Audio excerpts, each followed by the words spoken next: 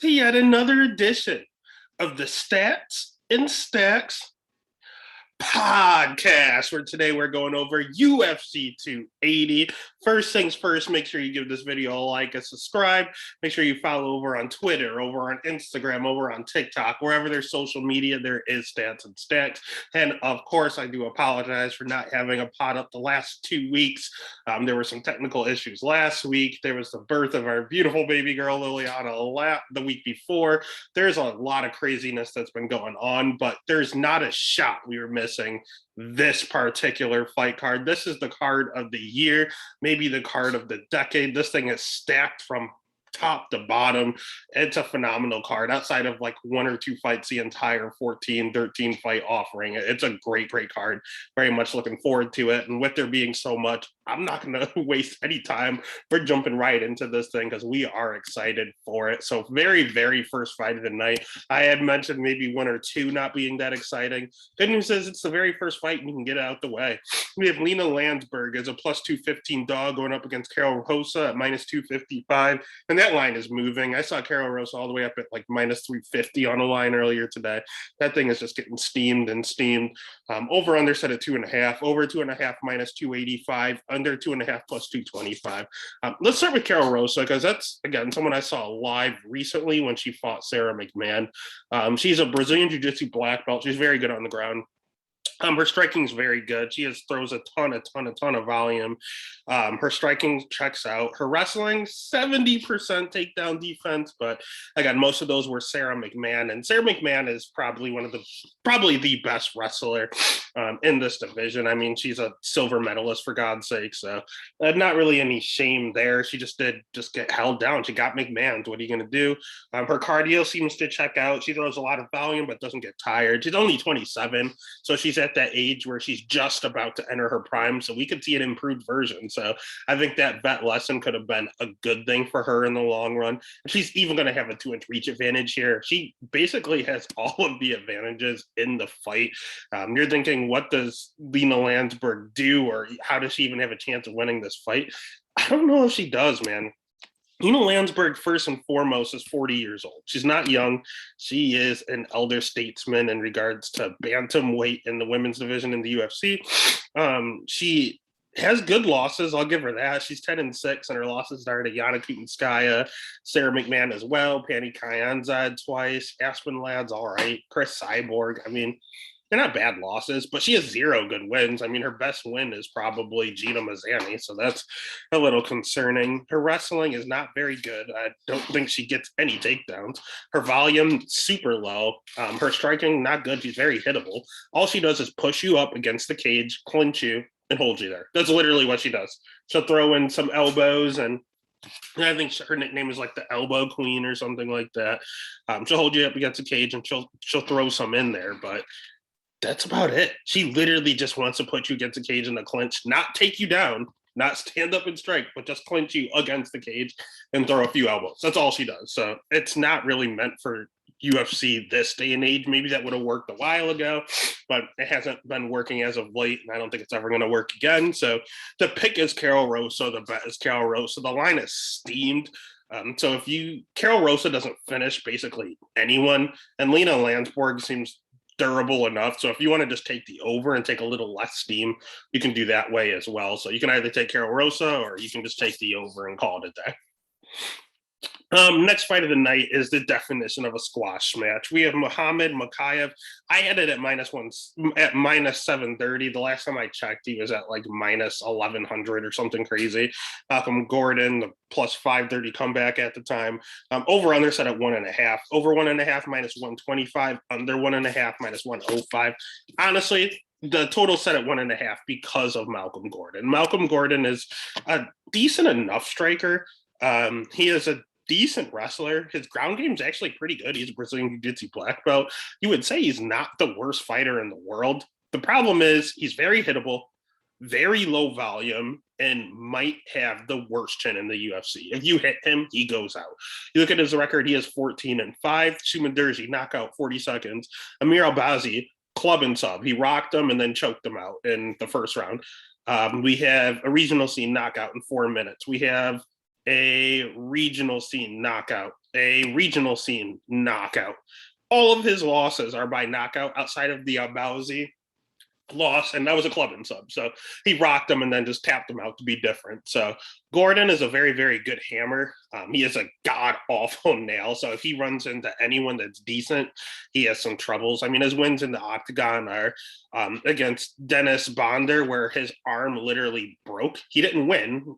His arm snapped in half. So Malcolm didn't do anything.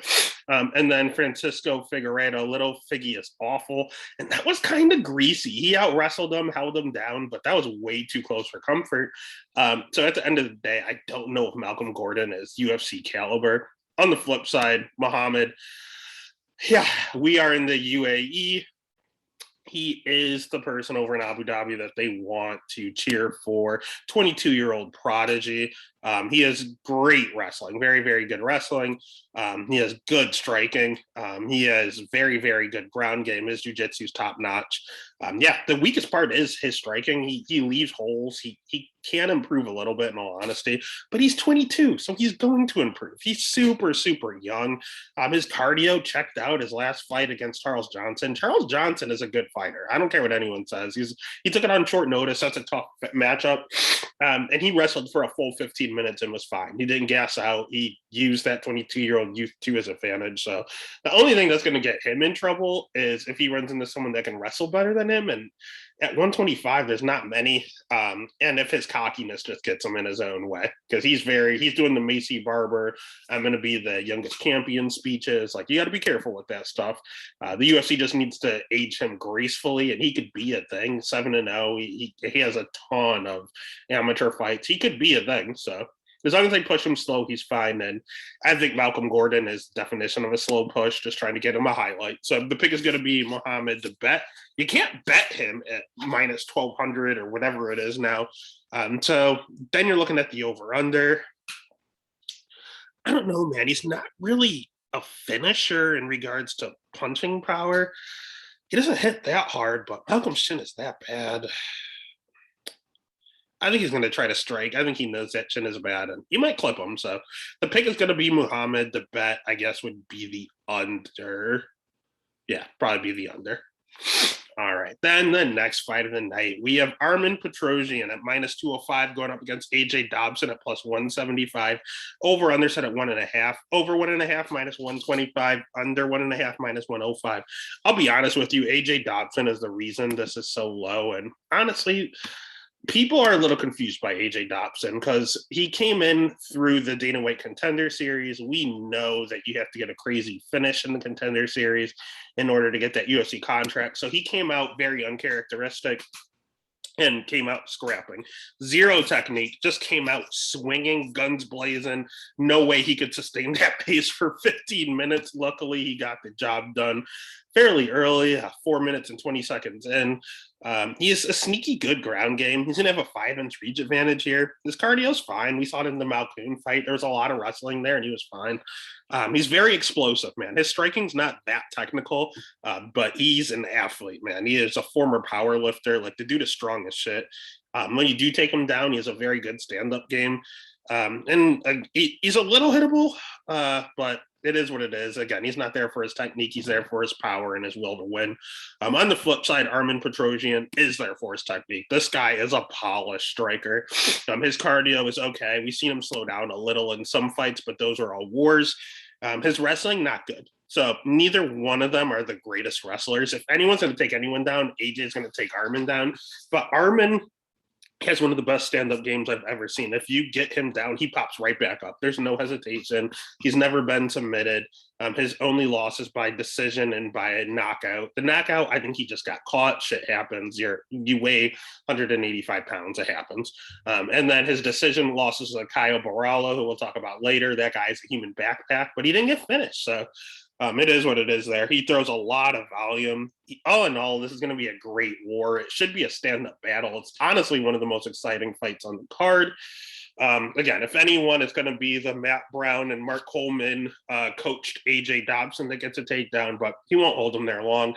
And I think Armen is just the better striker on the feet. So the pick is going to be Armen. The bet is going to be Armen. Minus 200 isn't the worst there. And the next fight of the night is where we get some dogs barking. We have Abubakar Nurmagomedov at minus 175 going up against Omar Gadziev at plus 150. Over under set at 2.5. Over 2.5 minus 165. Under 2.5 plus 135. Listen, Abubakar is literally the favorite because of the last name Nurmagomedov. He is, don't get me wrong, he's 16-3-1. He has decent enough wrestling. His cardio is pretty good. He has a 2-inch reach advantage in this matchup. His striking is improving. You see it every time, but honestly, he didn't look the greatest in the PFL before he came over. His UFC debut, he lost in the matter of minutes to David Zawada. That's not a good look. He's been finished in all three of his losses. He's not one of these untouchable Nurmagomedovs. He's not a bad fighter, but the guy he's fighting, Godzi's good, man. And Godzi's coming down from 185, so that's another thing here. Is that going to hurt him? Is that going to help him? I mean, I have no right to judge anybody, but Godzi does look like someone that he has. If Kevin Holland fought at 185 and could make 170, Godzi has enough to where he can find 15 pounds on there. So I think he should be fine. I think this is a good move for him. He's a good wrestler. He's a good striker. He has a good ground game. He has good cardio. This dude's good everywhere, honestly. He's 13-1. His sole loss coming to Kyle Borrello. Again, Kyle's an animal. He's beating everyone on this card. But all in all, we saw the knee bar in the Contender Series. We've seen some knockout finishes. The guy is good. We've seen a split decision win if he needs to get greasy. So at the end of the day, I think he's very, very good. I think this should be a pick 'em, and we have a plus 150 on his side because of that Nurmagomedov last name. So the pick is going to be Godzi. The bet is going to be Godzi for sure. I think you're getting them at good value here.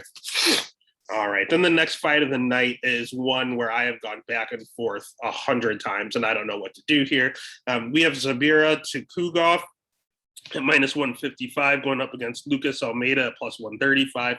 Over set at 2.5. Over 2.5 minus 175. Under 2.5 plus 145. Dude, I'm confused because of Tukhugov. I think he's good. He's another one of another person from Team Habib. No relation, no blood or anything like that, but trains with them. He's a really good counter striker. He's very, very good on counters. Good striking in general. His cardio checks out generally. He's a little low volume. I don't like that. That's probably the biggest reason that he keeps getting these goddamn split decisions. Hakeem Dawodu lost, split decision. Kevin Aguilar win. Lerone Murphy draw, split. Renato Moicano, split decision. Philippe Nover, split decision. He's always in these close fights. He just fights to the level of his competition. And I think part of it is just quality over quantity. He lands some good shots. He lands some hard shots. He hits decently hard. He looks good out there. It's just he doesn't throw a ton. So he's getting outlanded, but he's landing the cleaner shot. So how are the judges scoring it? It gets real sketchy. Now, don't get me wrong. I want to say because, again, they're in Abu Dhabi that, Habib is like a god out there. You heard all the Islam chants. If it's a close fight, you would think it goes to Kugov, but his last split decision loss was to Hakeem Dawodu in Abu Dhabi. So it's not like he's untouchable there. He did lose a split there just a year ago. So I don't know. I think he probably gets the win. He has sneaky good wrestling, too, if he wants to do that, which may not be a bad idea against Lucas Almeida. I don't hate Lucas Almeida. I think he's fun. I think he's a very fun fighter to watch. He has super high volume, good Brazilian jiu-jitsu. He mixes in some submission wins with some knockout wins. He's going to have a 3-inch reach advantage here, which is pretty big.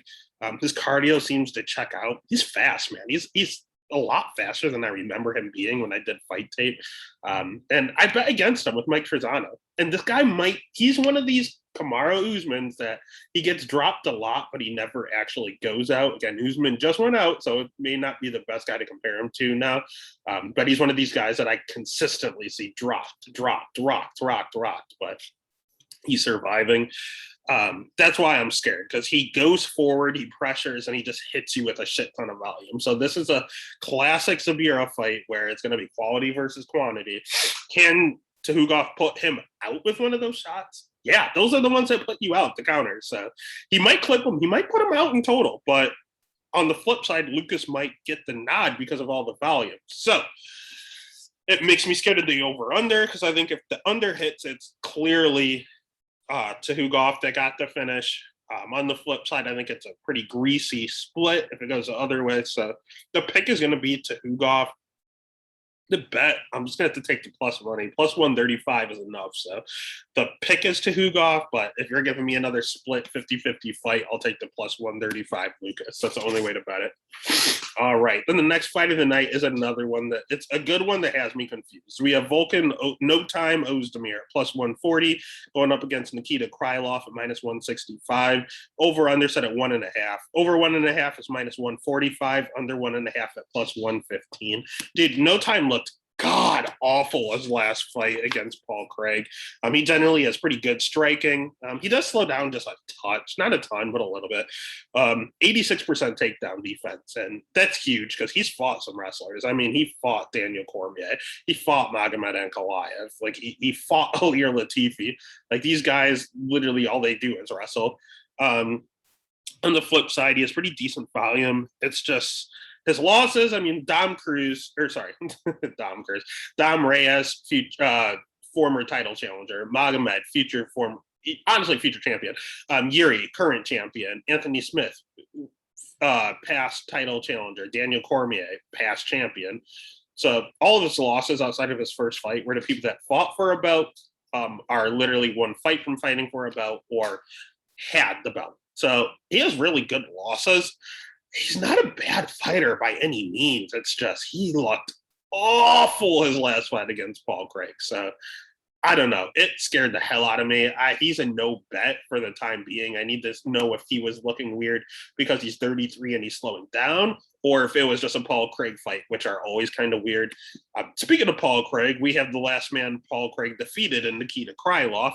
He's going to have a 2.5-inch reach advantage in this matchup. His wins are okay. He's another one there. He has 9 losses, and they're all pretty good. Paul Craig, he got caught. He beat the shit out of Paul Craig and then caught in a sub because that's what Paul Craig does. Ankalaev again, future champ. Glover, former champ. Jan, former champ. Misha Serkinov is decent. OSP, that one's sketchy. So, I mean, all in all, he has some pretty, Vladimir Matyuchenko, wow. Back all the way in 2013. This guy's been fighting for a long time. He pressures you pretty much, has pretty good volume. He'll slow just a touch as well. He loves to mix in wrestling. He's a striker, but he will mix in wrestling. But I don't know how that's going to work against Volkan with his 86% takedown defense. But this dude is a finisher. This dude has had almost 40 fights, and he literally has gone to decision 1, 2, 3 times. This dude has 38 fights and has gone to decision 3 times. So that's why it's set at 1.5. And honestly, his decisions, he went to a split loss with the former champion Glover. That's a good look. That aged well. To Paul Craig, let's see. Ankalaev might be the next champ, and the decision against Johnny Walker, that's just a weird one. So all in all, Nikita's a really good fighter. I think Volkan's a very good fighter. I don't know what to do with this matchup. I want to take the under because that's the way that they always find it's a Nikita Krylov fight, and you have plus money. The pick is going to be Nikita. The bet will be Nikita. I think minus 165 is enough. I think he's just the better fighter and has more tools. So the pick is Nikita. The bet is Nikita. All right. The next fight of the night has the aforementioned Kyle Borrello at minus 200 going up against Makhmed Muradov at plus 170. Over under set at 2.5. Over 2.5 is minus 105. Under 2.5 minus 125. Let's start with our boy, the fight nerd, Kyle. I think this guy is awesome. He has pretty decent striking. It's not the greatest. I remember it being better than it was when I did some fight tape. His wrestling's okay. It's not the greatest either. It's okay. It's fine. His jiu-jitsu is phenomenal. Once he gets you down, you don't get up. He slaps that body triangle on, and it's game over. But again, his striking is a wide karate style striking. It's a little lower volume. He's almost a little hittable, but he's explosive as shit. He hits super, super hard when he does explode. It's just very one at a time, like a big flying knee, and then he just bounces and stares at you, or a big Superman punch, and he bounces and stares at you until he can get you to the ground. And when he gets you to the ground, you don't get up. He backpacks you. He can lay in prey at times, and because he is position over submission, he'd much rather hold you down and get the control time than get the sub. It is what it is, but it's safe when you're betting him. On the flip side, you have Makhachev Miradov, who probably is the better striker in all honesty. He's good striking. His cardio is okay. We've seen it look good. You've seen it look really bad in his last fight, but he essentially just blew his load trying to put GM3 away. Mearshart was able to withstand the onslaught and then came back and did a little bit of a rope-a-dope. Speaking of rope-a-dope tactics with boxing, he is signed to the money team with Floyd Mayweather. He's the only MMA guy who is a part of the money team. He has 80% takedown defense, which is big when you fight someone like Kyle Borrello.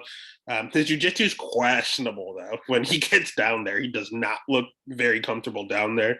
He throws a ton of volume, don't get me wrong. So on the feet, I would say Miradov has the advantage. On the ground, good Lord, Kyle has the advantage. And when it comes to the wrestling, we're going to see pretty decent wrestling against 80% takedown defense. Let's see what happens. But at the end of the day, Kyle can at least hold his own and make it look flashy. And if it hits the ground, it's not even close. So he has more tools to win. So the pick is going to be Kyle. The bet is going to be Kyle. I don't think either one gets finished. I actually don't hate the over 2.5, to be honest with you, at -1.5. Yeah, -105 is not bad. The pick is going to be Kyle. The bet, probably the over 2.5. I think it goes over. Most of them did. All right, and then that takes us to the main prelim fight. I can't believe this thing is a prelim. That's how stacked this card is. We have Bilal, remember the name, Muhammad, at +125, going up against Sean Brady at -145. Over under set at 2.5. Over 2.5 is -240. Under 2.5 at +195. Let's start with my boy Sean Brady. The man's good, man. He has very, very good wrestling, like very good wrestling. He has pretty decent striking. It's not the greatest in the world, but it's not bad. He's undefeated, clearly, 87% takedown defense, and has that Kyle Borrello top game. Once he gets on top, you're not getting up. Crazy ground game, very, very good jiu-jitsu, of course, because he's a Renzo Gracie Philly guy. They're just phenomenal grapplers on the ground, all of them, literally. Sabatini, Brady, Wells, they're all nasty. Dawkins Bros, they're all good on the ground. The only thing concerning him is his level of competition. His best win is his last one against Michael Chiesa. So it's a good barometer, a good test for him fighting Bilal. On the flip side, I think Bilal is pretty good striking. He has really good cardio. His wrestling is sneaky good. No one realized how good Bilal's wrestling is. He's been using against the likes of Stephen Thompson and Vicente Luque in his last few fights. The only problem is he has 91% takedown defense with his good volume as well. It's easy to have 91% takedown defense and look like a good wrestler when you're not fighting wrestlers.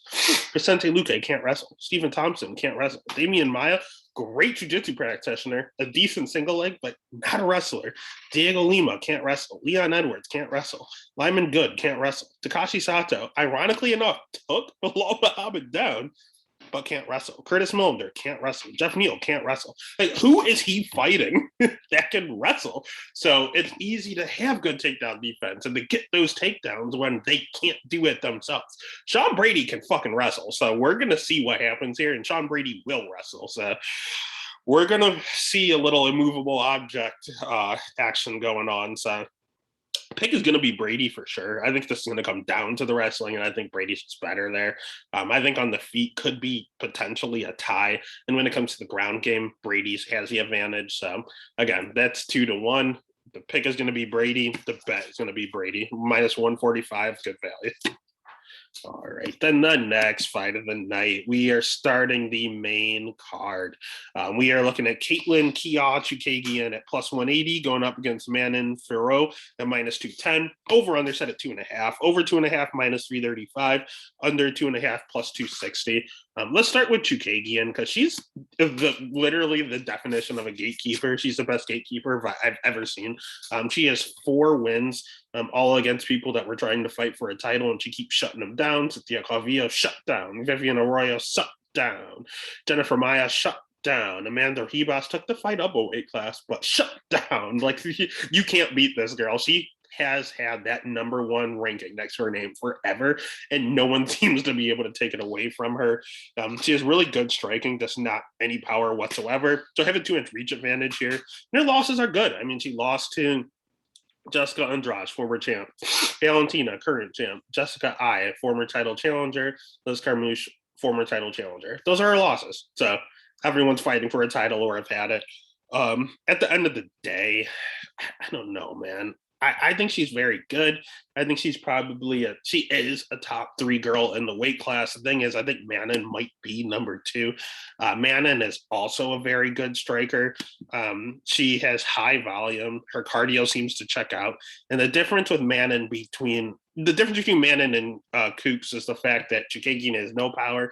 Look at Manon. Look at this badass picture, man. She definitely has power looking at her. Good takedown defense. And she'll mix in wrestling. She's not a wrestler by nature, but she has so much power and explosion.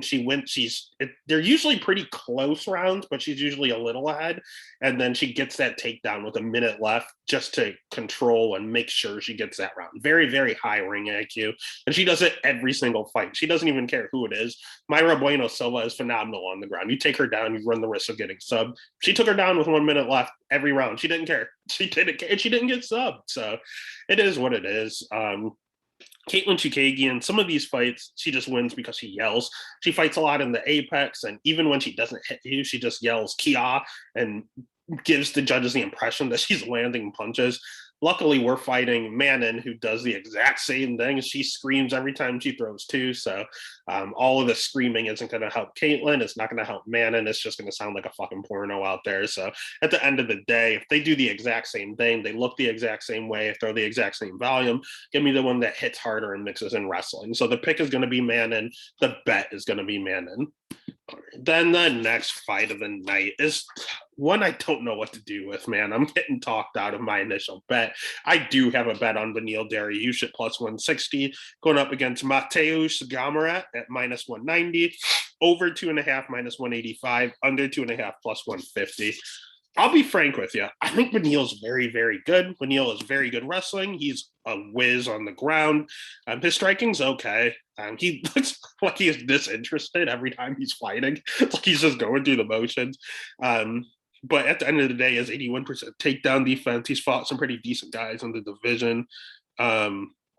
Dude, he has 81% takedown defense. He hasn't been taken down in 6 years. Like, that's insane. His biggest thing, he does have a 2-inch reach advantage here. The biggest thing with him is his chin. We don't know how good it is. Alexander Hernandez knocked him down. We've seen him rocked against Jakar Close.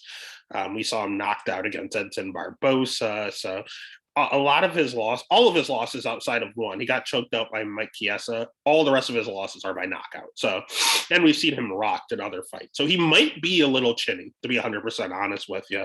On the flip side, Mateusz Gamrot, he is very good wrestling, very, very good wrestling. And that's what this fight is going to come down to.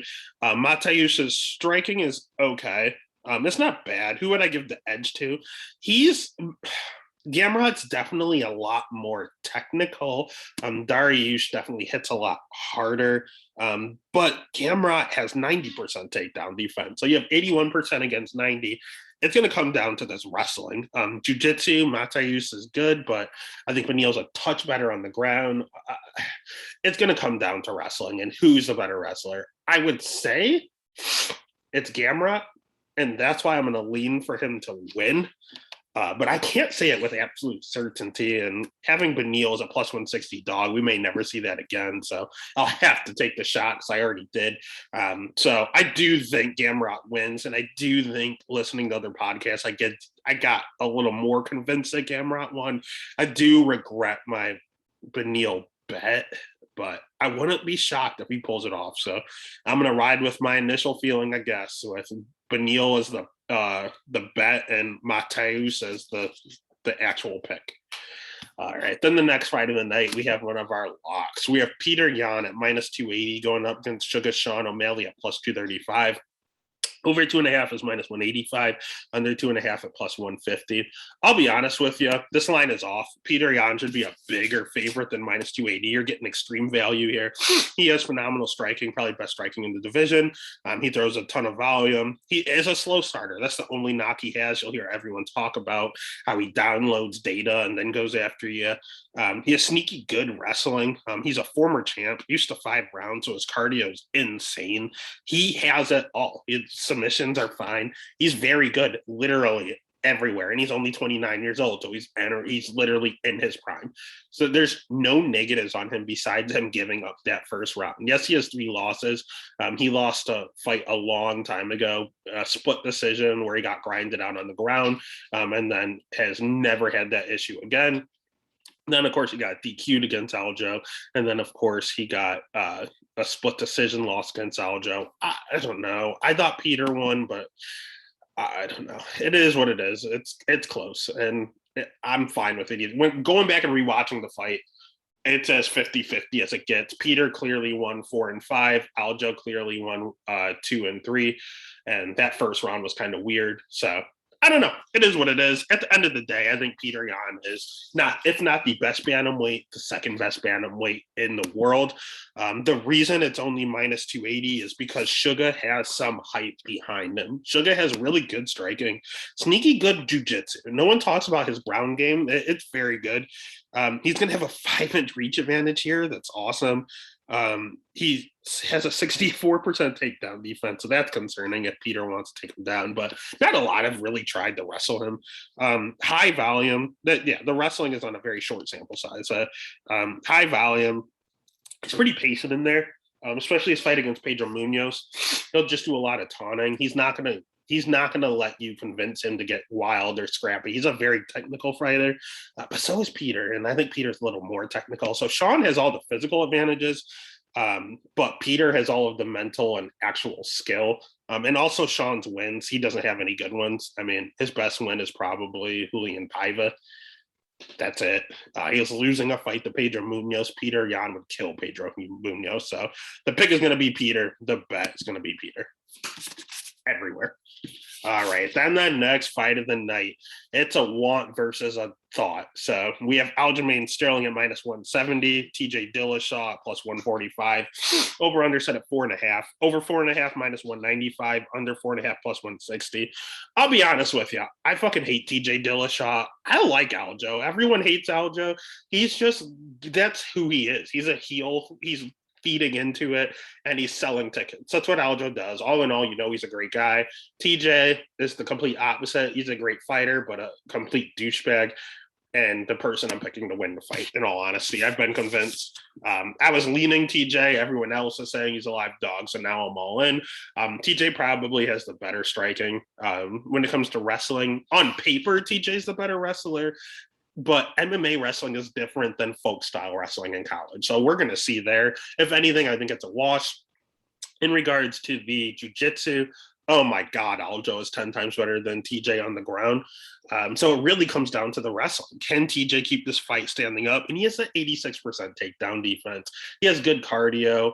He'll fight for your money. He's 36 years old, so this is his last hurrah.